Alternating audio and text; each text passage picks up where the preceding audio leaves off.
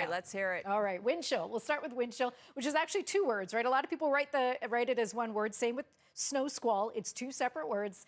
Anyway, -18 is what it feels like now. And let's talk about the polar vortex, which is always encircling not just the North Pole, but also the South, okay? This is something that is there year round, and the strong jet stream will hold all of that cold air in place. When the jet stream gets weaker, though, that's when some of that cold air seeps south and east generally. So typically, coastal BC does tend to miss this. However, even this time, they're going to just get grazed by this polar vortex, this sort of influx of cold air. They're talking about highs of like 1 and 2 degrees in Vancouver. But this is going to be a widespread deep freeze. And I say deep twice because it's going all the way to the Gulf of Mexico. They may have another winter storm across Alabama and Georgia early next week. Our forecast overnight wind chills. So this is sort of your morning wind chills, what you're waking up to.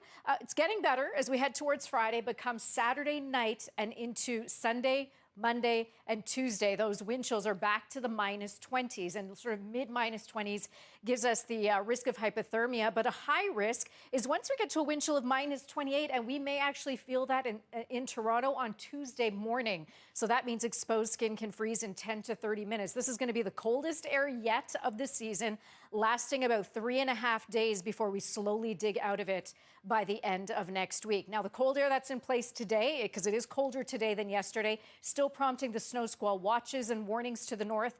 An additional 10 to 15 centimeters expected overnight tonight off of Georgian Bay. How about Toronto? No big accumulating snow. This will be traced to 1 centimeter, maybe 2 on Thursday.